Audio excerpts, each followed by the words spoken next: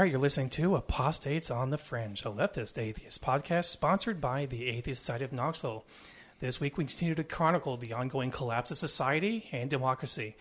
Here we are your hosts. I'm Dustin. I'm Sam. This is not NPR. This is Alistair. Al, what are you drinking? Fucking Sweetwater Blue, because you said if I don't drink it, you need to clean out my fucking it. fridge, please. It's only been there 2 weeks. Along with the other beers, you like the entire top I have just shelf. cleaned out. The two that were in there have been from the last 2 weeks. The entire top shelf of my fridge has been dedicated to this fucking podcast since this shit started. So I've lost valuable real estate property in my I don't go fridge. through a six-pack every fucking week. Right. I'm drinking Paulner München.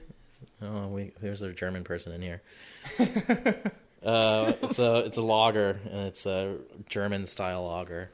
I went to the Middlebrook liquor store because it's one that has a lot of chilled, already chilled, a good selection of chilled. And this one is a Boulder beer. It's a shake dark chocolate porter. I've had that before. It's good. It is pretty good. It's better than it's easily way better than the Heineken the Yuengling Hershey's. But I you know what that's kind of a guilty pleasure I had for like a week was that it was the Hershey branded beer. But no, this is I love on the bottom it says straw is optional. I'm like, it's from a can. I'm not going to put a fucking straw on a can. Plus, I'm too bougie. I poured it in a glass anyways because that's how I roll. So as we continue to chronicle the ongoing collapse, as I mentioned earlier, we're going to start off with some light shit. And I mean, it's a signal of the collapse because QAnon is one of the main forces of the collapse of our society. They're definitely one of the catalysts. But this week, it's the sheer lunacy that makes it hilarious. I think. Scary hilarious. Is there a word for that? Scalarious? That's too close to Scalia, so no. Anthony Scalia is pretty fucking dark stain on our Supreme Court history of Scalia. So what did Q do this week, Al? So they've been gathered out down in Dallas across from the grassy knoll at Dealey Plaza. The grassy knoll? The grassy knoll where JFK was shot because his son is supposed to reappear and help usher Trump back in as president and make the big announcement. Did they detail how he would do such a thing? I haven't seen how it's supposed to happen. I know they don't believe he's dead. He died 22 years ago in a plane accident. Or so the deep state would tell you. Yeah, right. Yeah. No, he faked his death to hide from the deep state as their narrative. Okay. He faked his death to hide because he knew government secrets. And who was out to get him? The deep state, which is the FBI, CIA. The FBI, CIA are going after them. So, but of course not, because they never have a detailed plan on how things happen. They just think things magically happen. Yeah, so they like hundreds of them. Fucking hundreds? That many? I think they're. I've seen some pictures with rather large dozens crowds. of us. There's dozens of literally dozens of us. But even in this picture I'm looking at, it's more than a dozen. And I just got sent another picture that I can see at least 100, probably more.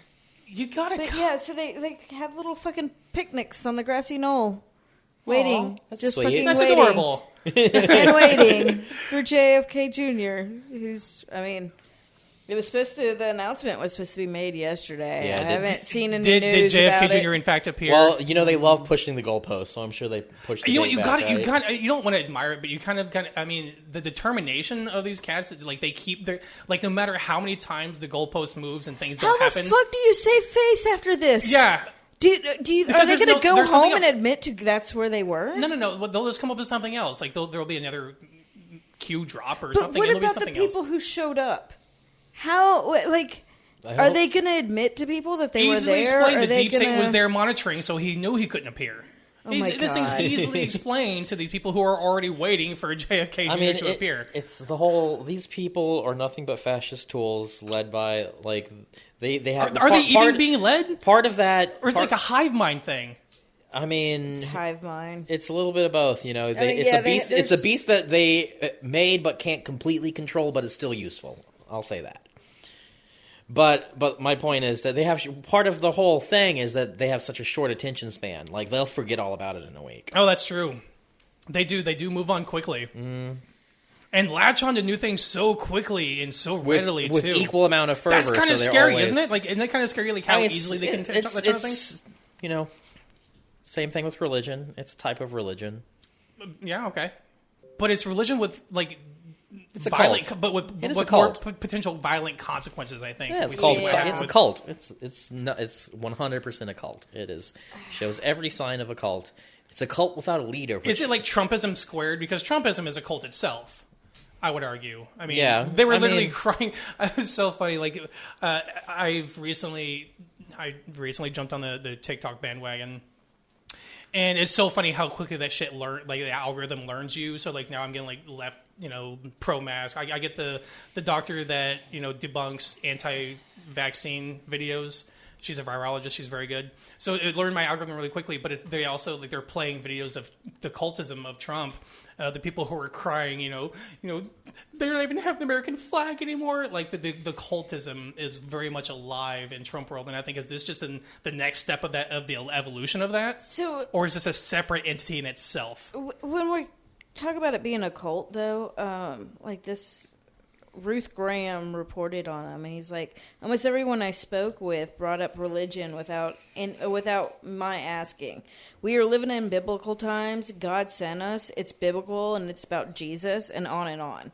Like this, and they're all regular churchgoers. It's a cult. My question is this, though, isn't like isn't that their whole shtick? Like they're waiting for Jesus' return. Like why are they worried about this then? Isn't this like this is what they've been waiting for? Well, I'm sure they somehow link it. Trump's got to come in, and then Jesus will come back. Jesus is waiting. Jesus will ride on Trump's shoulders. I mean, that's basically what they. He's the horse they describe. I mean, in Revelations. Have you seen their artwork where they have Trump as Jesus and stuff? Wasn't he casting out Biden and Kamala Harris? There was the Hillary in the background, and he's like saving children. I didn't see that. No, that's an old one from the first election. But yeah, of course, that's a good point too. They're a cult, but they are a Christian death cult. It is specifically a Christian death cult. Uh-huh. Do you remember that one? It was a super large painting where like Trump was being crucified. I think when Pelosi was one stabbing with the spear. Like it's insane how they tie. Like they think he's they're like the pre-Messiah, I guess is what we're gonna call it. Like he's the one that brings the return of Jesus, or he is to them. Yeah, God to them. A lot. I mean, he's they deify a false him a lot. idol. Yeah, he's a golden cow. And nothing in his life has ever like demonstrated any kind of Jesus or Christian-like behavior. No. And they tend to forget that or conveniently ignore it. Trump is pure like he's the Antichrist. Trump is pure, he's pure id, and they connect with Trump because they say, hey, he's a piece of shit, look how good he's doing. I'm also a piece of shit. I could do great. I'm going to root for the person that hates all the same people I do, because we're both people. He validates how big a piece of shit they are. Yeah, and he also like opened the floodgates to allow that megaphone to espouse that kind of open hatred and bigotry. They used veiled words before, and then once Trump was in, they didn't have to use those veiled terms anymore. Except critical race theories, their new veiled word. They won't just come out and say it. Oh, that's remind me of that. I sent a video to. I don't know if you click the link to Sam. I usually see these things on my normal feeds. There was a guy interviewing a guy who was talking about a governor race, and he's like, "Well, one of the biggest things I'm talking about is critical race theory." And he's like, "Well, what is that?" And he's like, "Well, I don't have, I just don't have a good feeling about it." He had no answer to what it is. I mean, none of them. How it has a history in law. Either A, none of them know what it is, or B, they do know what it is, and they can't say out loud, "Oh, it's telling their kids the history of my people being fucking racist." Right, I saw it summed up pretty well. The same people who threw rocks at Ruby Bridges doesn't want their like grandchildren knowing that they threw rocks at Ruby Bridges. Right, exactly. It is. I mean, like it's hard when we think about history to realize like these are those same people. Like the parts of our history that like we should be most ashamed of, those people are still alive and well. The parts of our history we should be ashamed of were your fucking grandparents. That's the point. Your racist ass grandparents or your racist ass parents. They don't want that to be their legacy. That's carried on. They don't want those stories told because they understand what they are. Because they already lost them. And it also, if they can deny racism, like things can continue on with the racism because those major points in history where racism was worse, it's erased. I don't even know. I mean, I guess it's worse in some. But no, it's still fucking deadly. We got cops fucking. Well, we also have another wing where it's not people who either the first two, those who don't know what it is, those who think they know what it is, or the third group, those who are told what it is and not what it is through social media. Where they totally misrepresent what critical race theory, or what we're just going to call fucking American history, represents and how it affects mainly our legal system. And so they ignore, so they are mistold because fucking social media spreads misinformation so easily because of the algorithms that are set. So they're just constantly bombarded. And all it takes is 12 people for fascism. All it takes is for fascism. 12 people to follow on any given platform, and the algorithm will quickly follow you. I listened to a podcast where someone had followed 12 different people, and they were just anti-trans. Mm-hmm. And they only followed them and only interacted with them. And this is on TikTok. TikTok is one of the biggest purveyors of, the algorithm basically building an echo chamber of bigotry and hatred. And so they followed 12 anti-trans, and within hours, they saw Nazi flags in the backgrounds of people's TikToks. Like, it really is this deafening echo chamber of how certain beliefs lead to other hateful, bigoted beliefs. And that's another biggest driving factor of people who base their decisions on what they believe or what they think critical race theory is, or any other metric in American culturism, because they take it as fact. They don't care to check. They don't think critically. They accept everything they see as true. Like I know anytime I see something, I want to verify it. If I think it's outlandish enough. I mean, they want it to be true. It's confirmation bias as well. That's very true. That's a good point. They're like, oh shit, I want to be a racist piece of shit. They don't look into it because they don't want it to be disproven. They just want to push that point of view. That's why I don't give... There's some, obviously, if you listen to this, you've learned this by now. But I don't give these people the benefit of the doubt like some people do. Oh, they're good people. Like, no, they're fucking not. Like, they obviously hate people. They only are good to people that are their same race, creed, religion.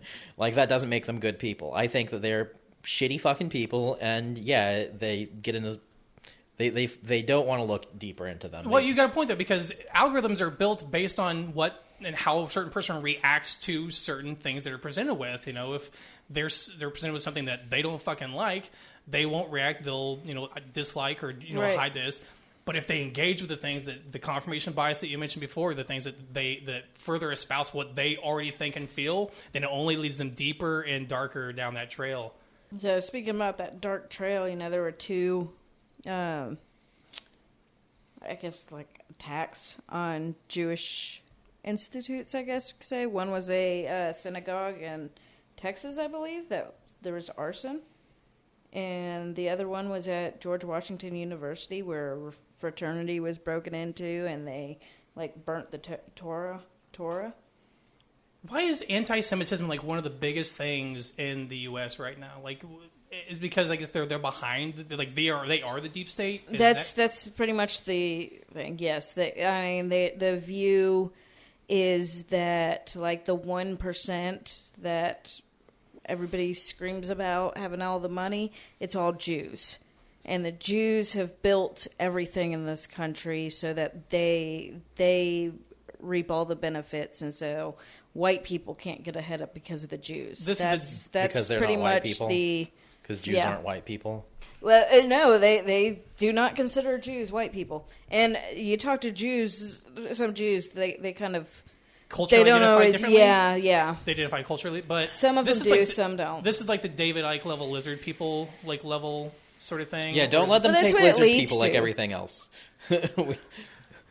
Don't let them they've play already taken it. They've already they took Norse mythology.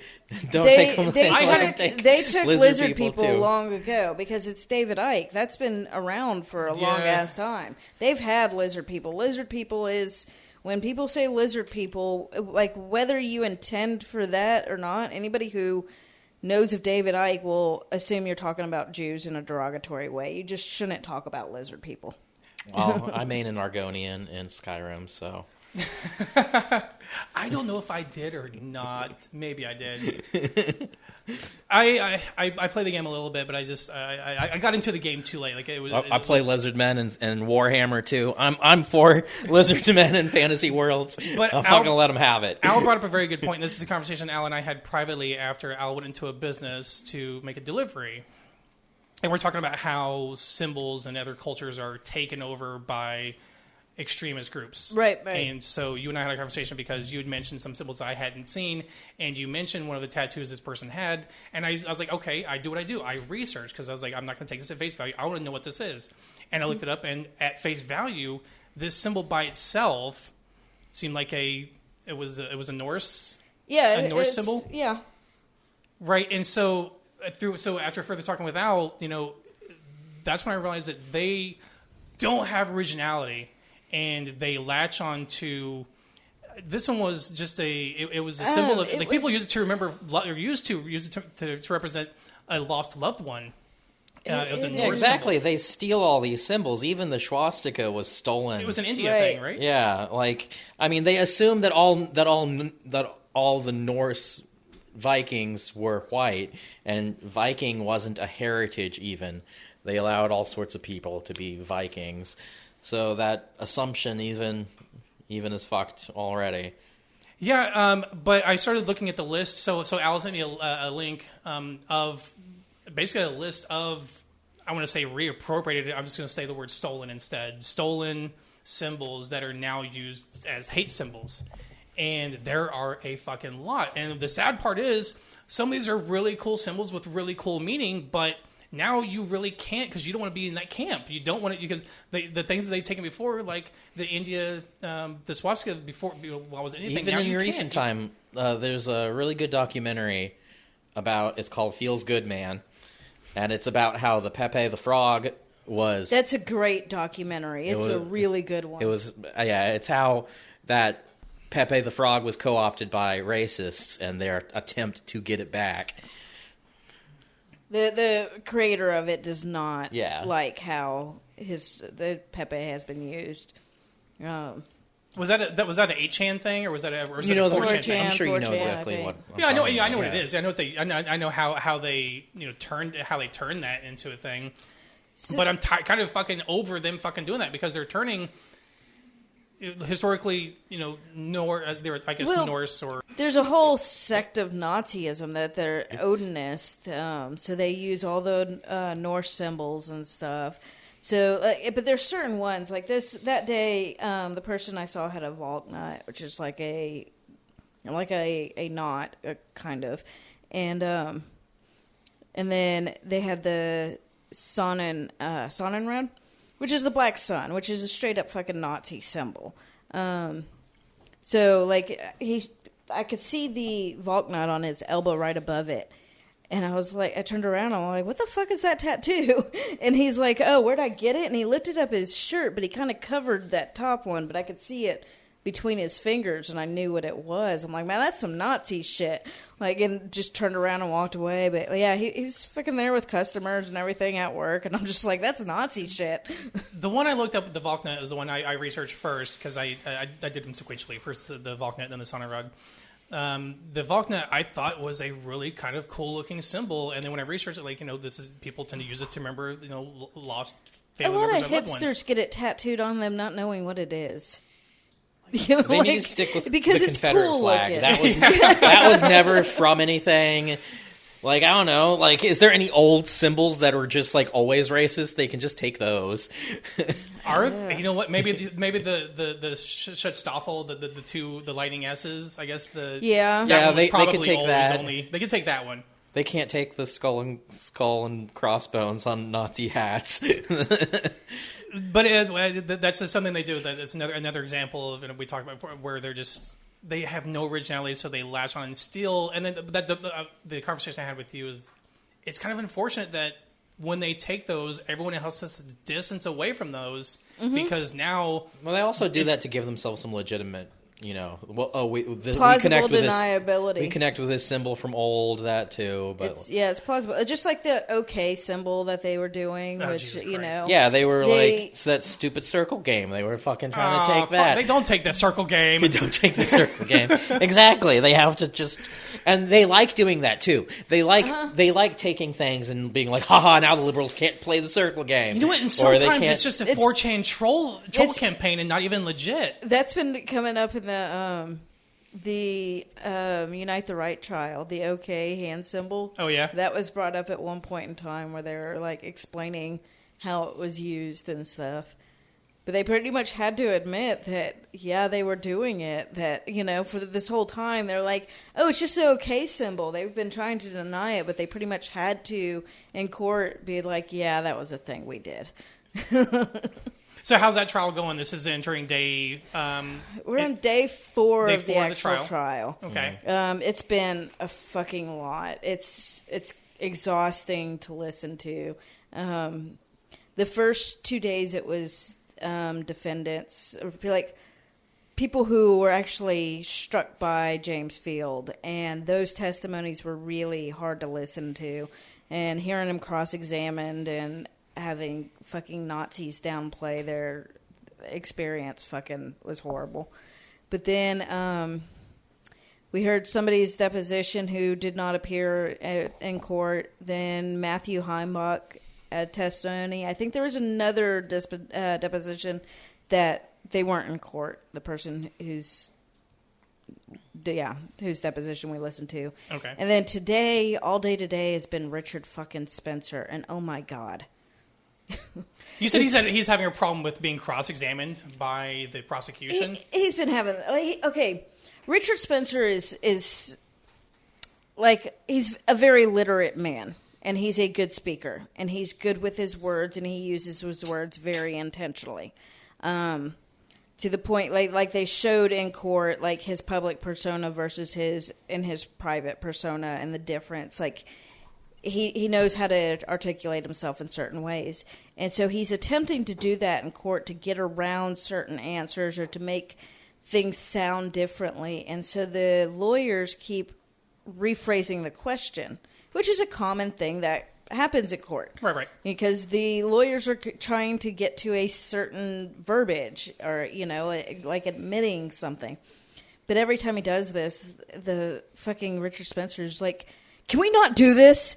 Can you, I answered your question. Can we not do this? And have the judge like that a little bit. Most of the judge is telling them to answer the question. Remind me real quick, is Spencer pro se? Yes. Okay. Yes. So he's kind of doing his own cross-examination as he's on the stand being questioned by the defense, or the plaintiffs. So, right, I said prosecution. It's not a criminal case. My bad. Yeah. Plaintiffs. Okay. But he's had to pretty much admit that he was a leader of Unite the Right. They asked him specifically about him being in front of the Tiki Torch March. This is the kind of things that he's been doing. So they were asking if he was leading the Tiki March. And he's like, no, of course not. And then so they show him pictures of him at the very front of the Tiki March. He's like, yes, I was in the lead. And so... I mean...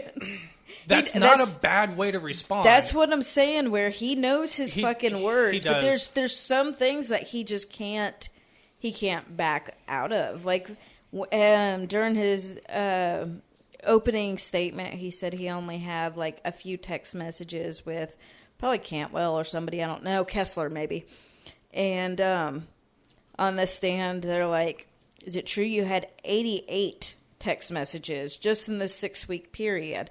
He's like, well, I was probably referring to instances, a few instances we had text. He's like, no, what you said is we had only exchanged a few text messages. So they are catching him in different things. And it's kind of showing that he knows how to use his words, which if I were sitting on a jury, I'd be paying attention to that. I see what Richard Spencer's doing on there, and that. I think you and I both misspoke because this is day 4 of the Rittenhouse trial. I think trial the Signs versus Kessler actually started last week, jury selection. You're right. Monday. Yeah. So what kind of sense are you getting on this? Where do you think? God damn, I've been listening to that shit that long. What do you think the plaintiff's case is versus the defense? Like, where do you think the jury's minds are at this point with what you've heard? Now, obviously, bias in your head is going to play a little bit of part of how you're going to respond to me, and that's understandable.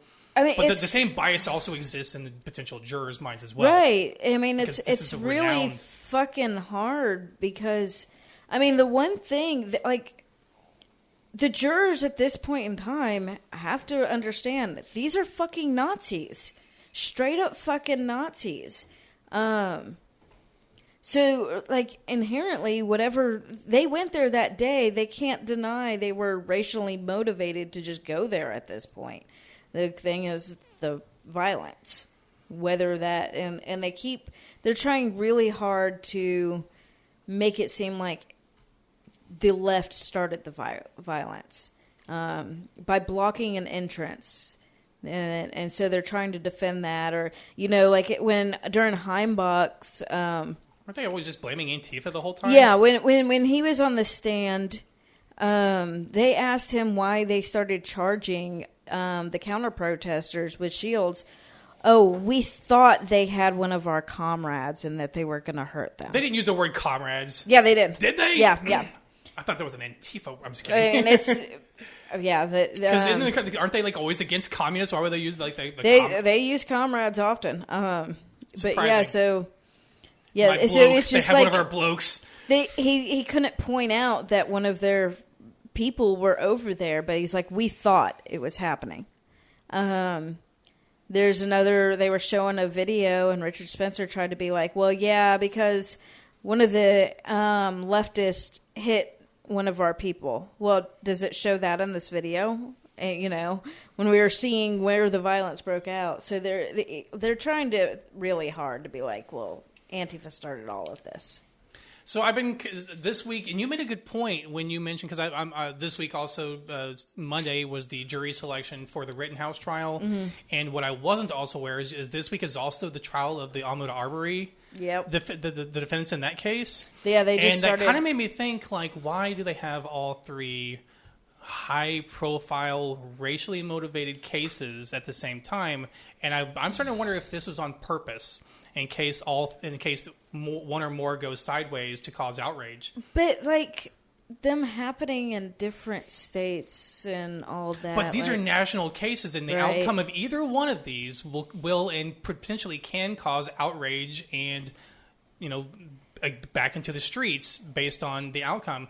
And by having all three in this, potentially at the same time, then the outrage only happens once instead of over, this few weeks now, sense. Few weeks next month, a few weeks next month. I think that.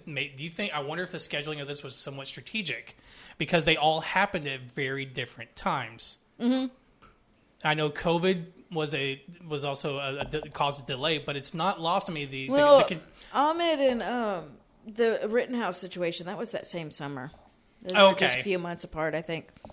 But it's still not lost on me that the potential that the scheduling was done probably potentially, and this is just me spitballing. This is pure conjecture. Strategically, yeah, I don't think so because of the timing of the two happening. That was last summer. Maybe just everyone was just shitty at the same summer. Yeah, they were. That happened at the same summer, and the Unite the Right trial. It being in a federal court, it's going to have a slower timeline, and it was held up, and it probably just fucking happened that way. So this week was Rittenhouse. They went through, so Monday was the jury selection. They had a pool of about 150, 157 or so. They went through all of those in one day, got their selection of 20. Some key notes where jurors were removed because they wanted to follow the rule of God above the rule of men. There's a lot of fuckery in that, so obviously pretty easy to dismiss. Today, of course, this is we record on Thursday. This is Thursday, November 4th. One of the jury was dismissed today out of the pool of 20 for joking with a security guard regarding Blake, Jacob Blake. He was joking about the number of times the white officer shot him, so he was removed. So this week, the opening statements began on Tuesday after jury selection. This case is moving pretty quickly. They're expecting this one to wrap up next week. That's wild to me. I know the jury selection I'm kind of blown by because for the Unite the Right, they were in there for like 4 or 5 days, and they only could come up with at tops 12. I can't remember if it ended up being 11 or 12. I actually want to do a quote here from NBC News regarding how fast it was done. This is from Blake's family. It's unconscionable that the jury was picked in one day. This clearly shows that there was a flaw in that, trying to be in such a rush, said Blake's uncle, Justin Blake, who was speaking on behalf of the family. Rittenhouse, of course, is being charged with reckless homicide, intentional homicide, and attempting intentional homicide after he fatally shot 2 people and injured a third during the protests in Kenosha following the shooting. The prosecutors said that Rittenhouse was there. He was drawn to the chaos of the protests in Kenosha. And now we do have to issue somewhat of a correction on our coverage last week. And this was largely based on how the media portrayed the judge's decisions last week. So last week we talked about how the judge would not allow the word victim when reference to the people that were killed by Alcohol Rittenhouse, but would be allowed to refer to those who were killed as rioters, looters, or arsonists. So this judge, and it kind of depends on the judge and what they're used to, but this judge kind of has a standing rule that in largely self-defense trials, the word victim is too loaded of a term. So that's just not a thing to be used. And the podcast Listen to Opening Arguments made a great example that you don't want a woman who is, being beaten by her husband who kills him in self-defense. You don't want the prosecution referring to the husband who was beating her as the victim. Right. So I kind of understand that. So that made sense. And then the other part, this is the other part that the media did their clickbaity kind of title thing or clickbaity article where they said that they can be listed as looters, rioters, and arsonists. That can only be done in the closing statements by the defense, and only if there is sufficient evidence to suggest and prove that is in fact what they did. Although the judge kind of said that's probably still not a good idea. If that's what you want to do, even though it's probably poor form, you still have to prove that those things exist. So I do want to issue a slight correction based on our coverage last week regarding that, but I still think it's important that we present the information that is accurate. Right. I still don't have high hopes for this. I don't know. I haven't. I'm not listening to I tried to watch a live feed this morning of that, and it was just nothing but silence and not a lot going on. This judge is getting kind of pissy about the media itself in this. I'm surprised the media is allowed to be in there, honestly. He actually broke and stopped the trial to bitch about the media to the prosecution and defense attorneys in the back, not present to the media, but he actually stopped the trial for that regarding how it's affecting this case and things like that. So, but I again, you and I both, I think, share the same, I guess, pessimism that he will actually be charged criminally in this case. Convicted. And that he will actually be convicted of of homicide and assault. The hardest part of this case is the Wisconsin law, is that when a self-defense charges or defense is brought up, they have to prove without a reasonable doubt that there wasn't self-defense. And that's what's going to make the prosecution's job even harder. So anyways, give people his address and you can defend themselves from him coming home. Yeah. Ironically. I wish it was possible to. I hate that these trials are all happening at the same time. Because it's I'd tough be to focus on the to ones. all Yeah, of them. it's tough. All three very high profile with, real world consequences. Because I think if Rittenhouse, if self-defense pulls up, what's to stop more people showing up armed in the future? And I'll keep that in mind as well from the other side too. Yeah, valid. If self-defense works both ways. Right. So. Not that I'm saying that people should be. Yeah, ironically, just kill Kyle Rittenhouse on his way home. Ironically. Because I obviously do support. Get in the streets, be loud, cause disturbances, things like that. But it's a First Amendment right. Right, but I'm not saying, everyone show up. No, I think there should be, you protect yourselves because you have these nuts out there. I know we covered that other protest where the guy was like he was actually aiming at a reporter. Like, these people are out there intentionally trying to harm because they think property is worth more than human life. Mm-hmm. And the problem is the right... That's what we call capitalists. The right supports that so much that Kyle Rittenhouse was able to post a $2 million bond on supporters. Yeah, capitalism. He's a fucking he's hero gotten to them. so much fucking money. But no, he's a hero to gun rights supporters. They don't look at it as property is worth more than human life. They look at it as property is worth more than black lives. But the people that he shot were white. Were they not? But they look at us who go out in the street with them as race traders, and we are no different than the black people we're in the streets with. Oh, you remember when M did that BET cipher, and they called him a race trader? Uh-oh. Yeah, Eminem, when he did a BET cipher, when he basically drew the line in the sand for Trump supporters. Oh, right. They basically called him a race trader, but that's kind of been his whole career, anyways. Mm-hmm. So it's kind of weird that because he finally came out and said "Orange Man bad," right. and that upset them. Yep, that's exactly who they are. So now we have the Arbory Trial. I haven't followed the Arbory Trial at all. Well, I think they just did the jury selection. Did they do that in one day too? So yeah, it says it's a long and contentious jury trial process.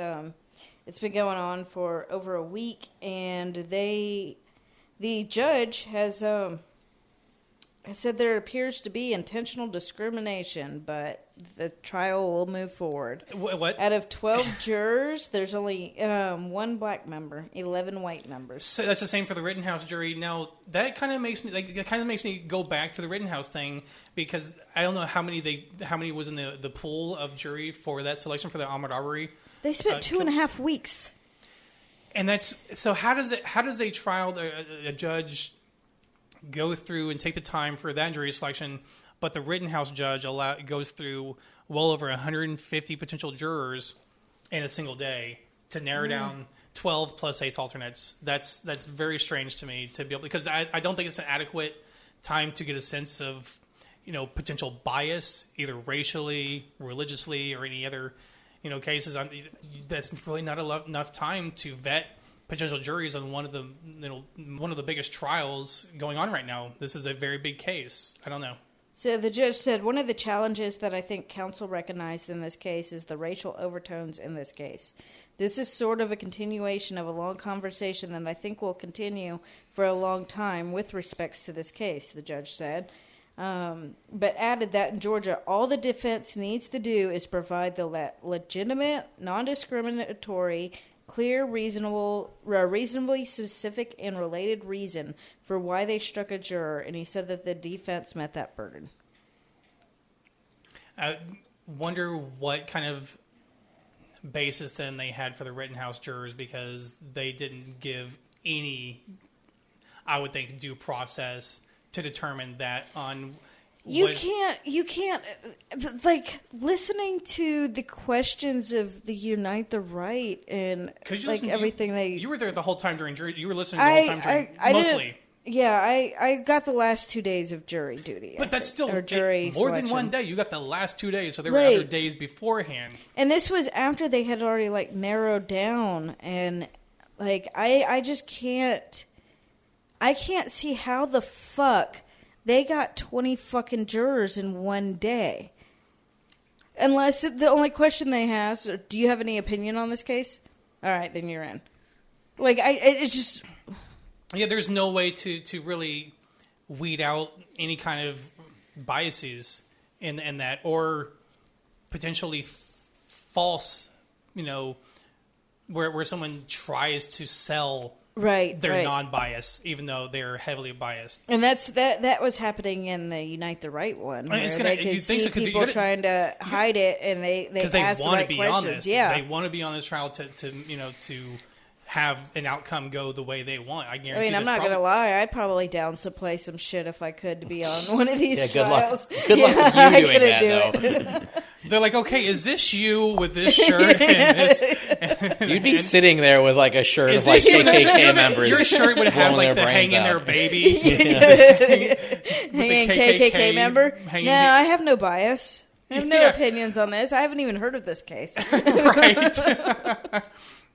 I don't know. We'll see. I said, but the Rittenhouse thing is moving quickly. I imagine they'll have I think we'll have something from the jury next week. And, I tend to be the optimistic one in this group, but I'm not feeling good about this one. And the way, I know we kind of did our correction on the judge, but the judge also, I'm still not completely sold on this judge's actions because there was also other videos and other evidence that was not allowed or admissible to show his kind of state of mind or his history of violence. Kyle's a little bitch. Yeah, so, we'll see. He seems like he's got the most punchable face. God, he's got the most punchable face. Well, he's been out of jail this time, and, that irritates me. What was that shirt he was fucking wearing? I don't know. I didn't pay attention. I'm free or some stupid fucking shirt after if anyone deserves to get beaten to death, it's him. Publicly. That fucking threw me off. I had something in mind, but he does have a punchable face. He has a punchable with a brick face. A friend sent me or posted a picture from the trial though, where he fucking looked scared, and his lawyer looked a bit concerned too. I don't know what was going on at that time, but they both had just kind of these oh fuck looks. Well, I mean, if they have a video of someone throwing a plastic bag and then being shot in return, that's not a good look. I mean, yeah. So, and they're going through the videos from that day, frame by frame. He went out there to do something, and he did it. That's it. Period. The end. And like I said, he went out I'm going to shoot some libs. He shot some libs. One of the best things that the opening statement from the prosecutor was the only fatalities from the entire time these protests occurred was from Rittenhouse. Yeah. And so he did a very good job, and he made sure to keep repeating that and just hammering that into the jury's minds that the only fatalities were due to Rittenhouse. It wasn't a super violent. He was drawn to chaos. He was there, and he was, and the he went out there with a purpose, and he did it. And the most infuriating fact is people were like, "Hey, he shot somebody," and he's walking towards the police, who just ignore him. He had his hands up. He had to turn himself in. Yes, he had his hands up, walking to the cops, and they told him to go on. That's so fucking frustrating. Yeah, because he might as well have been deputized by them, because the people were protesting the cops for being racist pieces of shit, and then a racist piece of shit shows up to support them. What do you expect? And then they hand him water and they thank him for being there. And that was before. They're like, thanks but still. They're like, thanks for the support. That's bolstering him, though, right? So that mere action was like, hey, I have their back. I'm here. They want me to be here. They want me to protect these assets. That's one of his defenses, I think, is that the cops wanted us there. It's so fucking frustrating. I'm again, like I said, I'm a typically optimistic, but not in this one, because I'd rather accept the disappointment that I already feel than to That's my point of view on it. I think I'm going to be disappointed, and I'd rather go ahead and process that now. Yeah. Now the Unite the Right trial, I think at this point, if nobody's held accountable, I'm going to feel defeated. Because that could make a lot of difference. And especially, it's not so much. It'll make a difference now, but it also sets a very damning precedent going forward. Mm-hmm. I mean, I pretty much seceded that I'm going to watch society collapse in my time, so I don't expect anything good to happen ever. Now the Ahmaud Arbery, yeah. I think that one's going to lead to a conviction. That one's pretty slam dunk, I think. Yeah, that one's going to lead to a conviction. Unless there's things that we just don't know. And that's also possible. There's things that... There's been more and more coming out about the father being racist and shit. So, that one I'm... No, they're not trying to raise a self-defense in their case, are they? Because I haven't been paying attention to that one at all. Because there's, like you said, there's so many cases going on right now. Right. I don't know what their defense is. Or they're just saying not guilty, probably. So our esteemed sound exec /producer has informed us, because we miss shit, and she fills us in quite often when we fail. So in the Armored Arbory case, their defense is that they were executing a citizen's arrest. And during the citizen's arrest, then it became a self-defense because he became angry and was obviously trying to defend himself, but they perceive that as a violent action towards them. So that's effectively their defense. But I don't see that going their way. Of the three cases, this is the one I'm least concerned about in terms of getting a rightful conviction towards the unlawful murder of a black citizen. So, but Rittenhouse, not so sure. The Kessler, I don't know. That one's up in the air because civil cases are way different than criminal. Right. But that one I think will have more long-lasting effects if they can bankrupt every fucking one of those, because there's a long list of names in that. If they can bankrupt them all, and then make them all know that Spencer and Cantwell are already pretty fucked. I know they mentioned that before. That was one of the most delicious things when they were talking about being interviewed. Like, we have no money. Like, this has killed us and drained us. I think it was Spencer who was saying that. He was complaining. He's like, in a civil case, you don't have court-appointed lawyers, and I can't afford a lawyer, so I have to represent myself. So there are, And then today in court, they asked him what his source of income was. He's like, donations. Fuck's sake. His OnlyFans?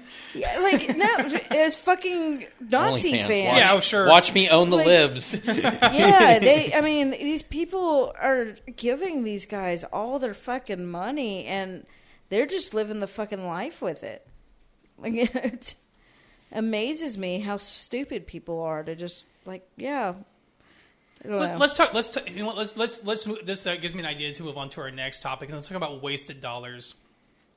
And I want to talk about the amount of dollars wasted on 5 challengers in the Knox City Council elections. Oh, yeah. Oh, well, yeah. At least we had that little bit of hope. That was some good hope. Elizabeth Murphy lost. They all lost tragically. And when I say tragically, in now, there wasn't a lot of votes. And this is why I fucking vote. Because your vote actually fucking matters, Knoxville. So, roughly 20,850, less than 21,000 voted. But apparently that was the record. Such a low amount, but that was a record. But they lost tragically by a minimum of 12 or 14 points. Like, the incumbents held a 56 to 58% lead over the 42 to 44%. It was they weren't just beat, they were destroyed. So there was a list. You published a list or shared a source that listed all the businesses that supported the challengers. Yep. Cotton Eye Joe's. Oh, okay. Is that surprising? That's the one I was laughing at. Yeah, but Aubrey's. We already knew Cafe 4 and that brand. I didn't know Bistro on the Track. They're all owned by that same group. Yeah, it's all the same group. Now, fortunately, Barley's got sold from the Aubrey's group. I was going to be super upset if that was the case. Because once I saw Aubrey's, I was like, oh, fuck. Yeah, I knew that Burleson wasn't the owner of that anymore. But Stefano's, I didn't know, was in that group. So I learned of some places not to spend my money. I pretty much already knew most of that. Like I said, not surprised that Cotton Eye Joe's they obviously are a place which is one of the main spreaders of fucking COVID and STDs every fucking weekend. I will say I was so... one other one that I want to bring up is fucking K-Brew.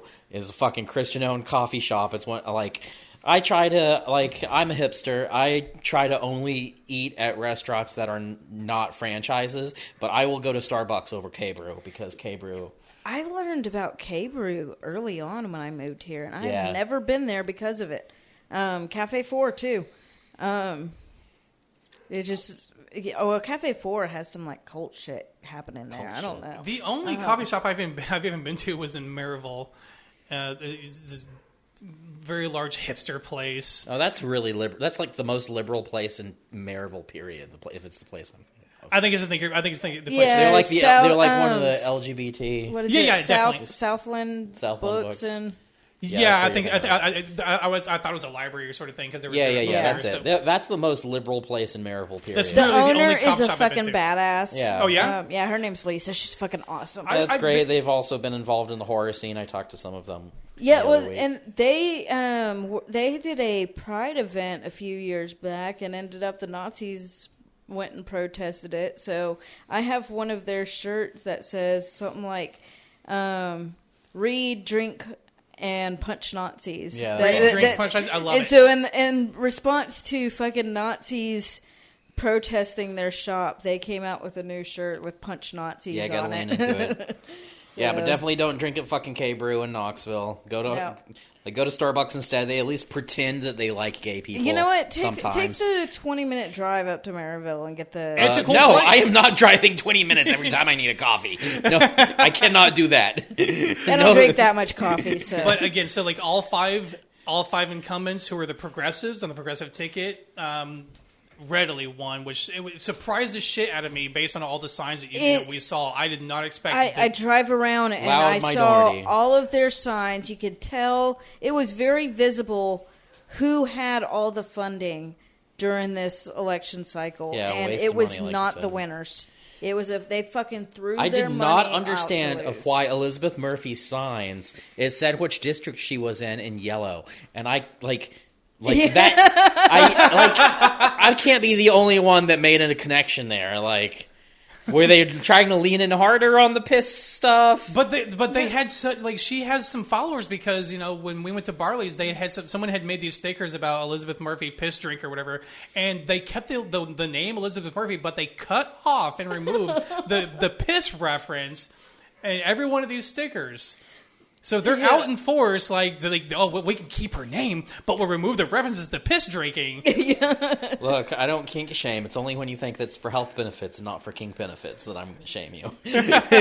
Wonder if they had some kind of election night party. No, because we were there that night. Maybe you think they were ready with their champagne, ready to clink it? I think they may have had a meeting or something there before the election, and maybe it was just one of our followers that went in. But you were talking about some of the funds spent. So as a result, because they got some not corporate but local business sponsors. Some of those are franchises. I guess none of them were franchises. No, they're all. But in return, the incumbents had to raise either just as much or more and spend to advertise. So the report came out today that, roughly $355,000, which isn't a huge amount. Let's be honest. For five candidates, that's not a huge amount. Wait, they had to come up with the same amount of money? You have to match. You don't have to, but if you don't, match the spending of your challengers, then you're not going to have the same kind of visibility, because it's all about visibility. But they didn't have that's what I'm saying is their signs were fucking everywhere. They fucking outspent the incumbents. No fucking doubt. No. It was less on signs and it was more about blowing up individuals' phones. But you got called by... It was more about getting in touch with people they knew would vote. Personally, I got called by 4 of them. No, I only got called by SEMA, and that's I got texted by 4 of them, and I was like, I already fucking voted. Yeah. No, SEMA actually had my phone number, and she personally called SEMA. me. Yeah. So no, I don't get contacted by anyone. But I keep getting in the mail all these. Don't forget. I'm I already voted. I'm an early voter. And when, like I said, there was fucking so little. I thought little turnout. But I guess 21,000 is a record for Tennessee or for Knoxville for the city council. And that's what I keep telling people. Fucking Republicans hate it when we actually vote.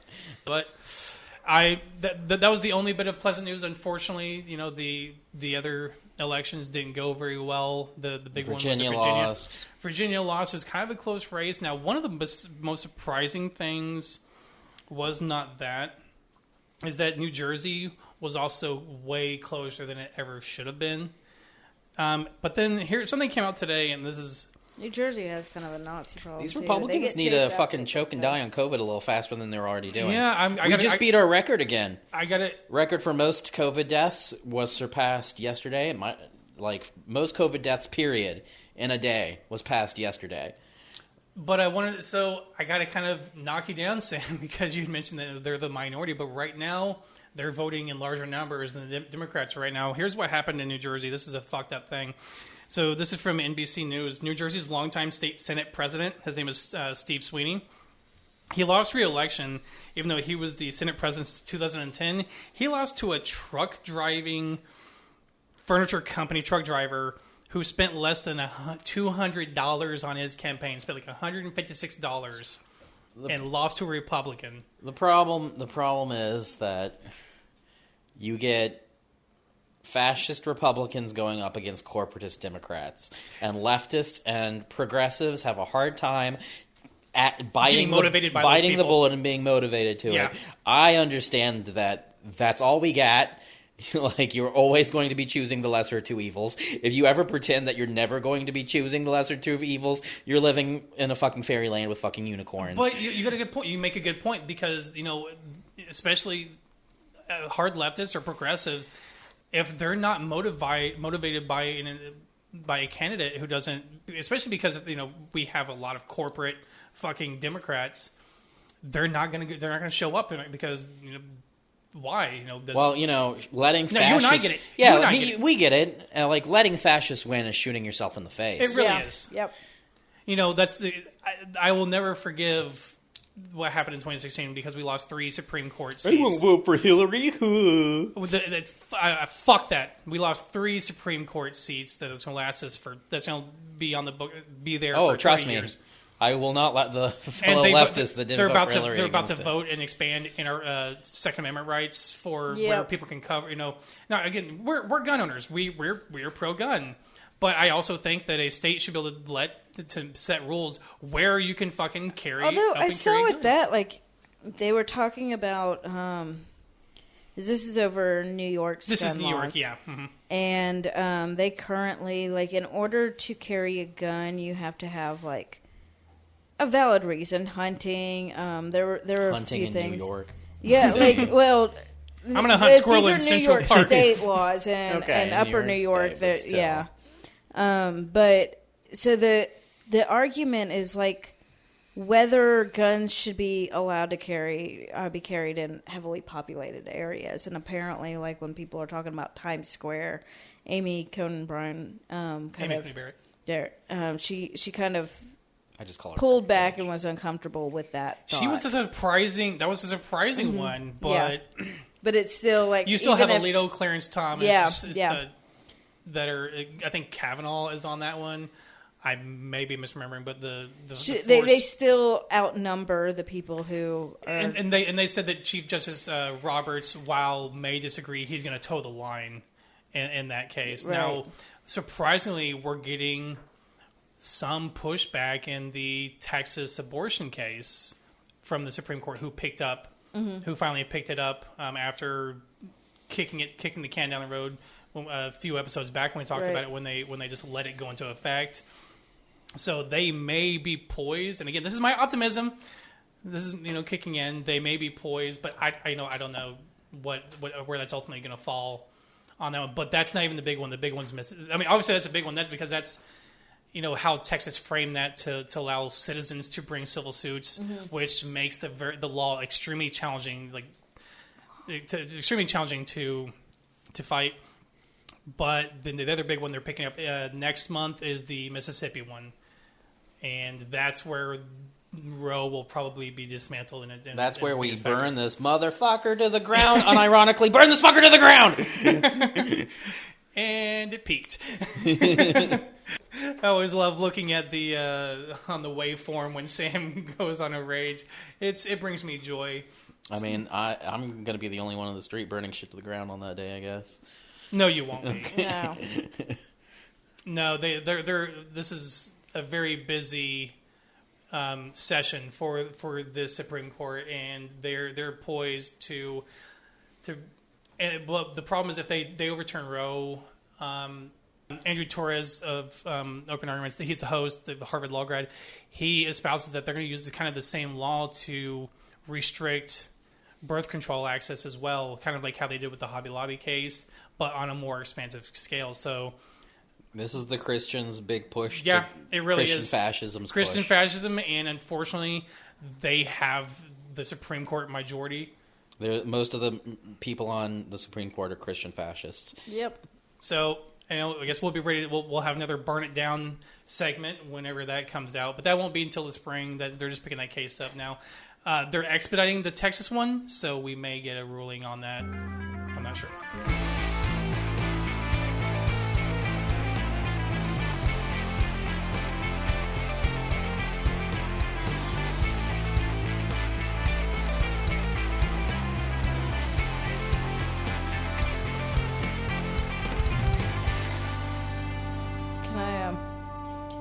Read a funny headline. The floor is yours. Capitol rioter who said she's definitely not going to jail gets prison sentence. Yeah, but for how long? How long? Is that the one that defended herself? You're going to stop laughing when you 2 tell me how long. months. Yeah, exactly. Oh, come on. Exactly. I mean, it's still fucking funny. That's 2 months is going to be nothing. horrible. That's more than any other Capitol rioter. This is federal prison for a fucking Karen. Oh no, man. federal prison. 2 months is going to end up being hell for her. And that's. I mean, she could have gotten nothing. Everyone else got probation. Yeah, everyone else got probation, Sam. So I'll take it when we can get one. Even right. 2 months. I hope it's the most fucking horror. I hope they fucking solitary confine her ass for 2 months. I hope she kills herself. Jeffrey Epstein's herself. Yeah, she's the real estate agent who flew on a private jet to D.C. Oh yeah, I definitely hope she kills herself.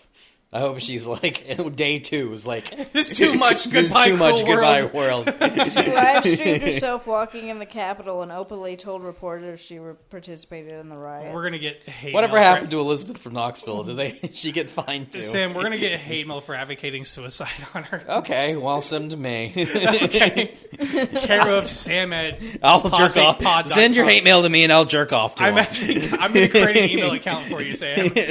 Send me jerk off material.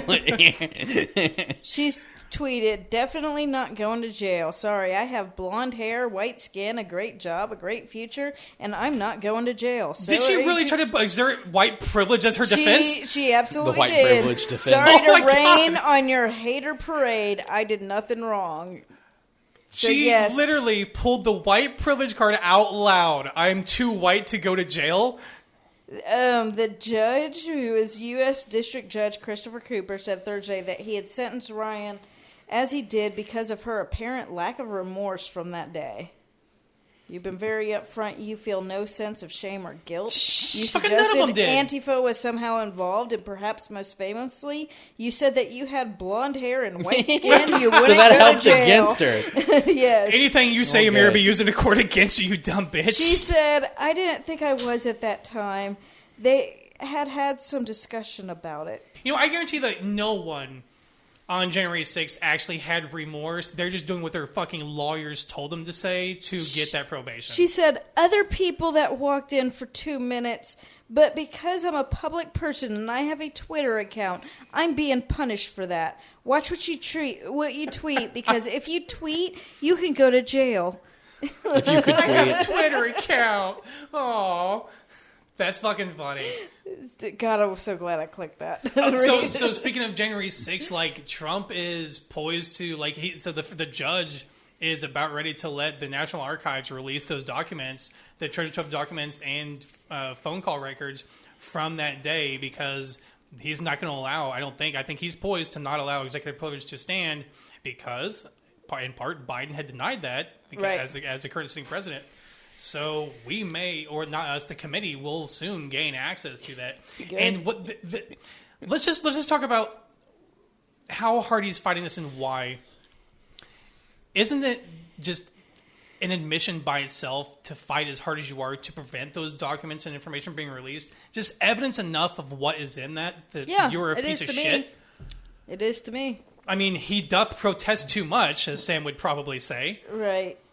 Now, another headline from today is the Manhattan DA just got a new special grand jury. He already has one, but it's only supposed to last, I think, 6 months.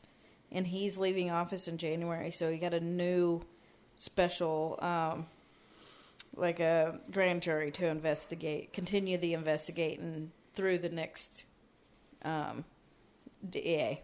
So a lot of things happened as a result of that in this whole big election fraud lie.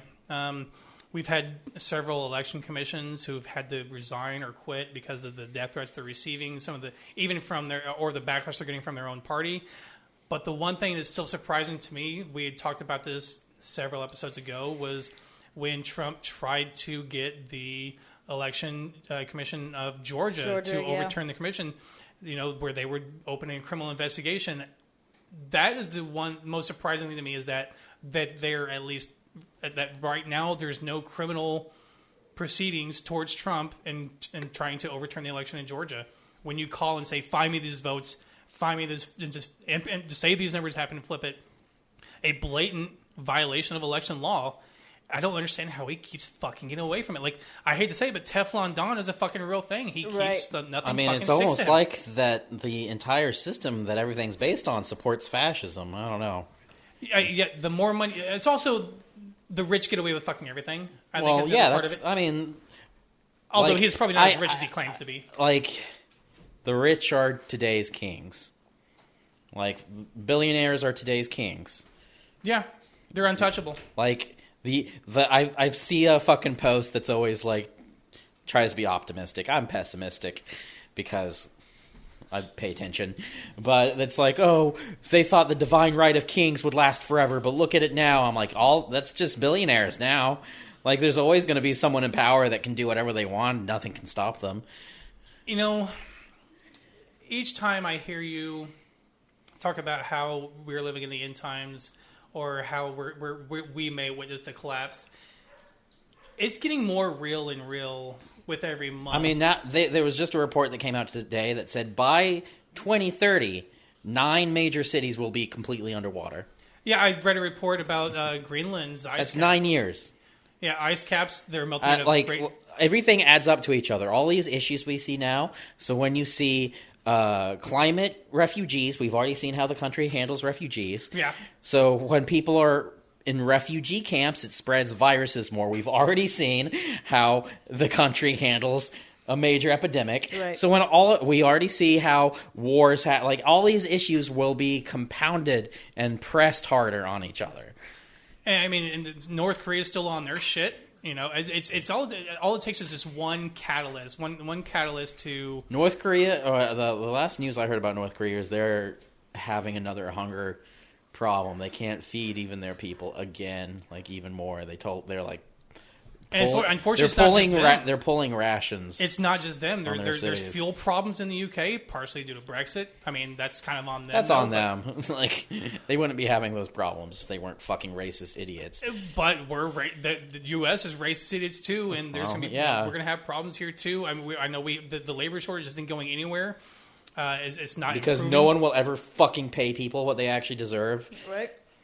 And they don't care to fix that problem, and now it's compounding. Now we're getting it's not entirely empty shells, they don't care because that's lower class people's problem. It really is. That's why we say guillotine billionaires. You have to make it their problem. So we talked about last week. We talked about Meta, and then I brought up Ready Player One. Well, I watched again Ready Player One, and there was and the opening scene. I'm going to show you a lot better movies. No, hold on. It has nothing to do with Meta. It was the opening scene, and one of the lines he says, back when we start trying to solve our problems and just try to outlive them. And that's kind of where I think the U.S. is headed right now, or at least the world, is where we're no longer able to fix the problems that we have, and we're now just going to be in a state where we're just trying to outlive them. Well, I think that a lot of the problems that, I think it's amazing, really.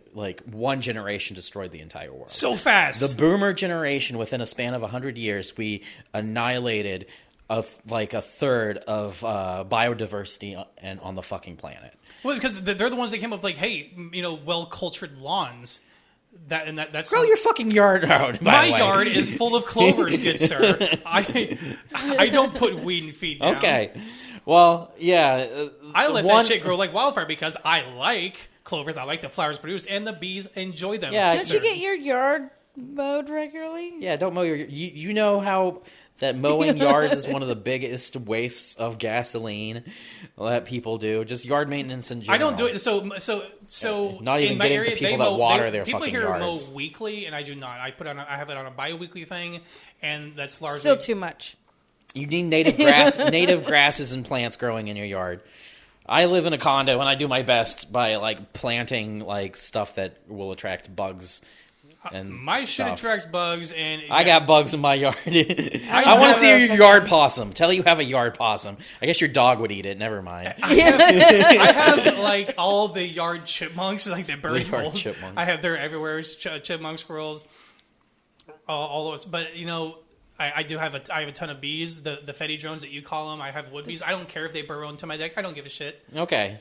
Like there's, but you're not. Well, the point is, one generation they really did destroyed the fucking planet. No, you're trying to shit on me. Not only the environment, but they destroyed the economy. They destroyed everything. And right now, they're the people running the fucking. They're running the planet. And they're running the country. Most senators are boomers. Didn't we? I saw a tweet that like by the time they die, it's going to be too late. Yep. Most employers can't hire like 85 or 86-year-olds because of cognitive abilities. Yet they're the ones in fucking charge of the country. They're also the CEOs of all the companies. Yeah. The world is still being run by boomers, which destroyed the world. And basically, their plan is, like you said, they're just going to die. Peace out. Oh, fuck you guys. I destroyed the entire planet.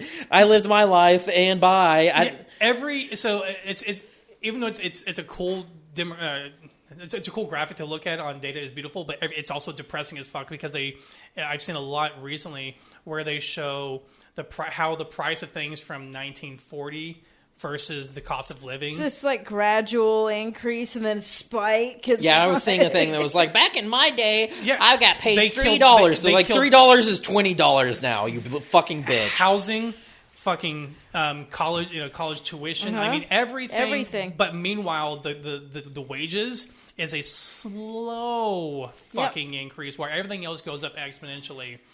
And I think it's on purpose too. Like people act like this happened. This didn't happen by accident. But it allows them, because of their experience, to blame. Now it's a generational problem that we're not pulling ourselves up by our bootstraps. That we're not putting the effort in. Fuck you! It takes like 3 millennials to live together because we can't afford the fucking housing. It's part of their plan because a workforce that has to work to live, that doesn't have time to protest. They don't have time to find a better job because there's not. If they all pay the same shitty wages, you can't go to a better place.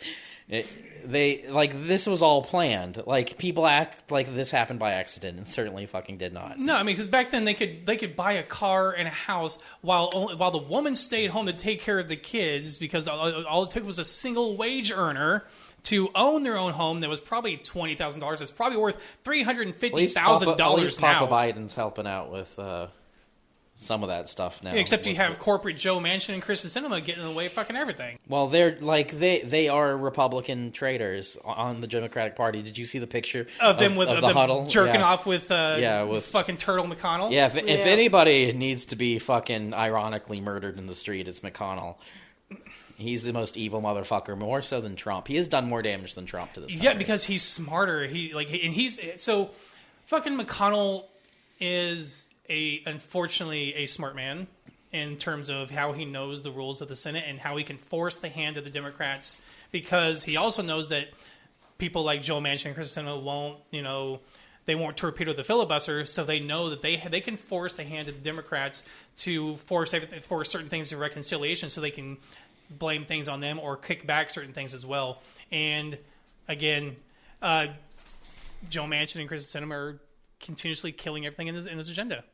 But yeah, burn it all down, because it's not going to get any better. I think we're going to get to the point, like I mentioned before, we're going to be outliving problems. But now with the climate crisis ever increasing, we're going to see some shit. Cause more I never thought in my lifetime. When I was a kid, they started.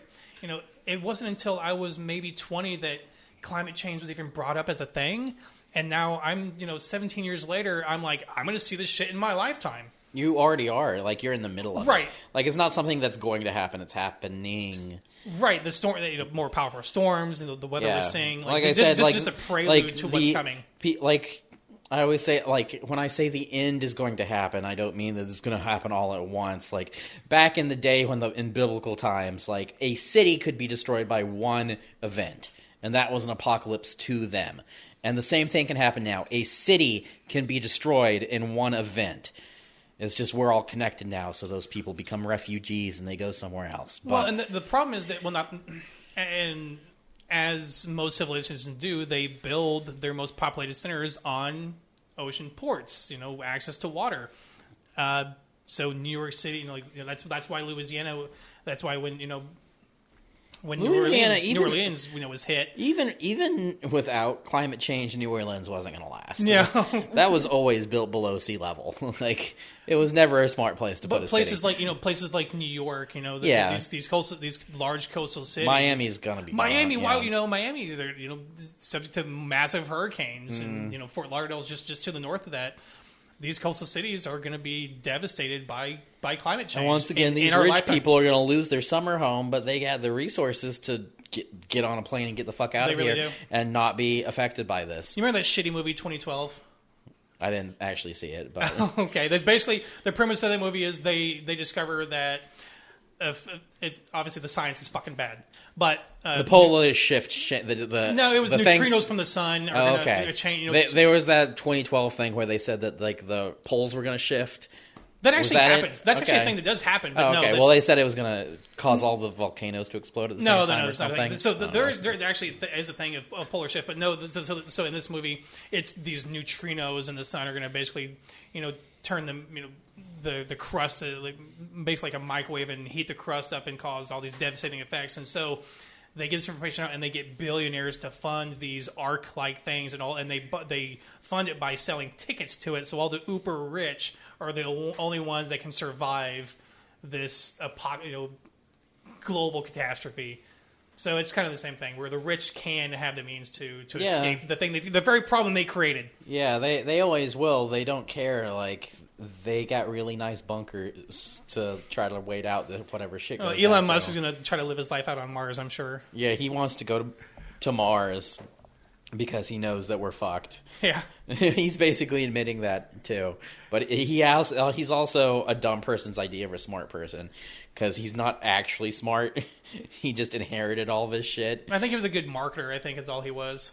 I know he inherited a lot of money from his parents. I don't know what they did, but Emerald Mines. Look up. Oh, that's right.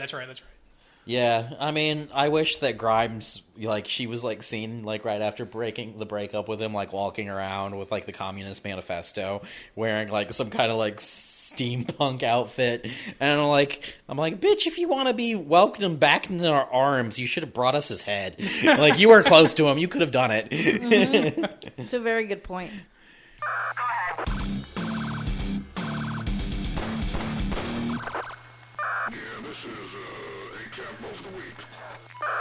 So this comes out of Raleigh, North Carolina. So there was a civil suit that happened alleging that a officer was planting fake drugs on... You don't say. Yeah. The Raleigh reached a $2 million settlement, and they fired that cop. He's been on administrative leave for more than a year Was now. that paid administrative leave? Oh, yeah. Fuck's sake. He's not been criminally charged. Hold on, can I pause you real quick? Can you think of any other fucking job where you fuck up so hard that they put you on leave for a year, but hey, you're still getting paid? The police union is the most destructive fucking thing. He was setting them up with packets of brown sugar. And this all happened between 2019 and May 2020. He has not been charged yet, although they settled on the lawsuit, so they know it's happening. But that was civil. Going on. Yeah, that's a civil thing suit. Then. So, but how many people were incarcerated as a result of him planting these charges? 15 people that they know of. Jesus Christ! So 15 ruining people, 15 lives, and they're not going to. They haven't charged him yet. 15, not yet. 15 people. As of the time of this article. They had spent a combined time of 2.5 years. If they were convicted of the falsified charges, they would have faced more than 7 years in prison. But yeah, he was sending them in. Apparently 7 other cops knew this was going on. And this is why we say ACAB, because they knew and didn't report that shit. Or did they finally? They would, Abdullah and other officers often failed to submit the alleged heroin for lab testing until weeks or months after the plaintiff's incarceration. He's like, even after laboratory tests came back negative on drugs, Abdullah and other officers either failed to inform the district attorney about the test results or severely delayed supplying the information. So I kind of want to elaborate what I just bitched about, because why we say ACAB is not because not every cop will plant drugs, not every cop will beat someone, but they know the other cops are doing it, and they allow that shit, and they're complacent. Either they're complacent, or they support them by suppressing the evidence that does it, while knowing full fucking well that in this case, 15 people's lives were majorly affected by falsified evidence. Yep. And the most infuriating part is that this is probably one of the first ones that actually gets terminated as a result. How many videos have we seen on either Reddit? Reddit's a big source for me. Public Freakout's a big source of cops, bad cop, no donut, as well as another big source of video after video of the cops not knowing they're being recorded with someone with a cell phone, where they're slipping or they're even caught on their own fucking body cams doing that shit. And they say it out loud while they're doing it. They don't, and they never, seldomly face consequences, despite the lives that they're fucking ruining, because either just because they're fascist, fucking racist pieces of shit, or they have a fucking quota. I don't know. What's your take on that? The quotas are a problem. Because they have to make so many contacts per day. I think some departments have already done away with that, but a lot of them, I'm sure Knox County still has them. You can see more activity at certain times of months than others with cops. But why else would motivate? Why? So what other motivation would a cop have to falsify and plant drugs? Just to fuck somebody over. They don't like them. Just because or maybe it's a joke to them. I mean, to their buddies, hey, I fucked that guy over. Because remember we talked about we briefly talked about the van that shot that they were doing the drive-bys with the marker rounds, the less than lethal rounds. Mm-hmm. They were joking to each other, haha, got him. They're a bunch of bros, and they think that it's a game. I think so. I think that's what motivates them. I could totally see a cop trying to plant some shit on me, pulling me over because they don't like the shit on my car. Oh, as sort of a, hey, fuck you, that's what you get for disparaging the police sort of thing? You can deal with this now. They also get accolades for the number of their arrests that he likes. So they're trying to pump their numbers up, too. The problem is that it's still ongoing, and even now where we have more video evidence than ever before, because everyone now typically should have their fucking cameras rolling anytime police are nearby.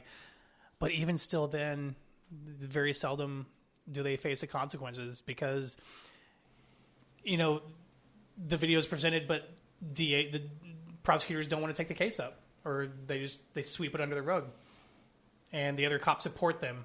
Just a cog in the system, built to support them. The system that's working, as you say, as intended. Yep. So fuck the system.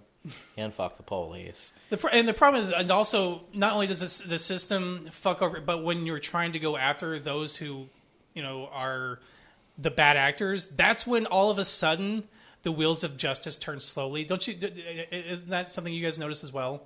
That when they go after, criminals here, falsified evidence there, they're in jail immediately for, months, days, weeks, months, even on bad evidence, as you said. But as soon as we have these cases they're going right now, that's all of a sudden when the wheels of justice turn slowly, and it takes a long time to resolve those issues, and that's frustrating to me.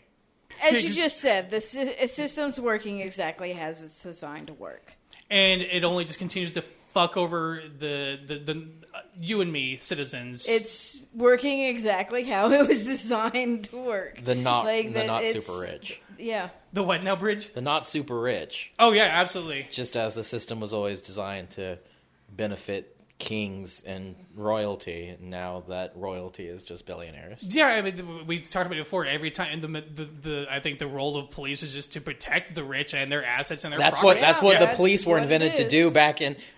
Before we had police, the term police even comes from the first version of police, what were called catch poles. And those were people to support kings. So now that's what the police have always been. They were invented to support kings, and now those kings are being slavery thing, originally, the original role of them here in the U.S. were slave catchers. Right, that's what I thought it was the case. It's developed into the fucking rich own the police. They were the ones who, before we even had like the city so much running them, it was the rich people hiring them to protect their businesses from to stop strikes and during labor movements, slave catching slaves and shit like that. It was never for, the bulk of society to live comfortably and, be safe. It's always been to protect rich people. And now you have so many people convinced that you can't do without it. Right. There's so many people, like a certain person who I can never name, can't see a world without capitalism. There's a lot of people who can't see a world without police. So Minneapolis the citizens of Minneapolis voted down a ballot measure that would have replaced a lot of funding for the police for alternative measures that would, everything I read on this was, I thought, a very beneficial thing, but they've convinced the people that the police are a necessary and required thing. I guess the people of Minneapolis are just fucking morons. Despite everything that Fascist happens in Minneapolis, morons. You would think that the Minneapolis themselves would be the first to turn on them, but you're right. No, the police are too fucking powerful, and because they support powerful people. Like, you can't just, it's going to take a lot more than that. But we don't have that type of time. That's the problem. Anything that we're talking about, like, gradual change through voting. Like, no, man. Like, my house is about to be underwater. Shut the fuck up. Right. But what you guys said earlier about how they're there to protect the rich, and that's why I've seen so many what I call what are just called sweetheart deals, where the rich do so many blatantly that they don't get charged, or if they do, they get to stay home. They don't have to go to jail. They pay fines. Like, it's crimes to become payments to them, and not criminal where they have to actually serve time or be accountable for the dumb shit We're seeing that with a lot of the Capitol rioters, too. Yeah, they're getting patted on the back. I don't know. Humankind's just fucking gross. I just hate being a part of this species. If I had, no one asked me what kind of race I wanted to roll when I started this game. I was just thrown into white male human. There was a meme I saw earlier that I laugh at every time, and it's the Chad meme, but it's my parents in their 30s. Hey, we should have kids. Me in my 30s sure wish they hadn't.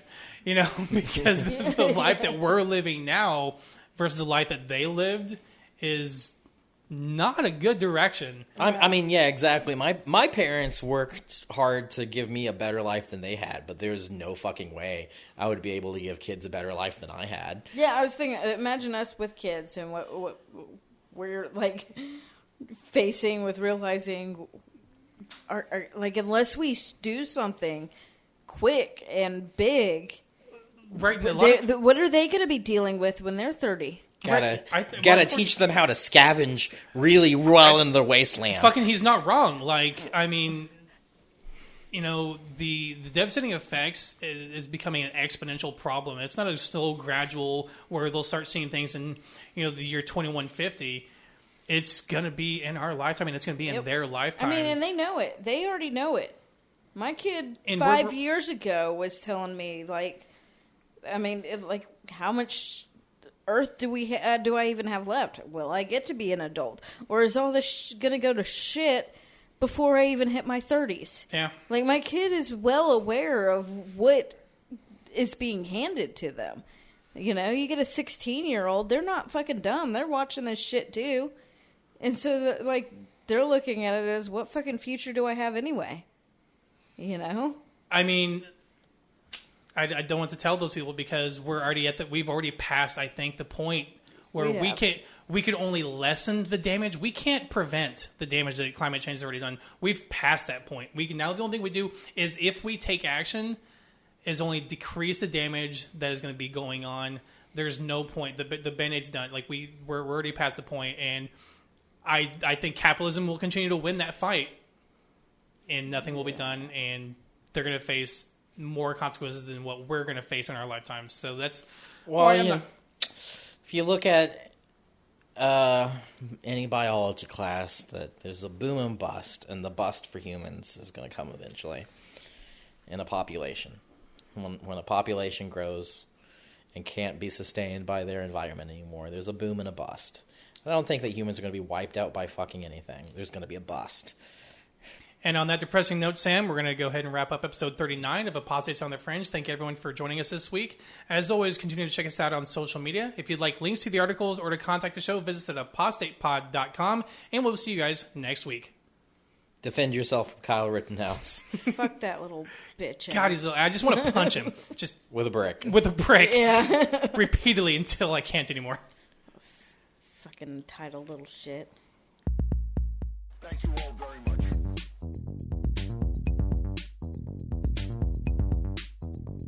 Apostates on the Fringe.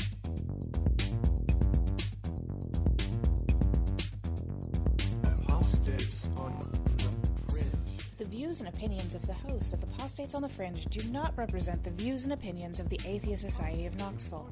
For links to all our musical contributors, go to apostatepod.com and check the About Us page. A big thank you to Michael Scott Arden, who allows the show to use his full catalog.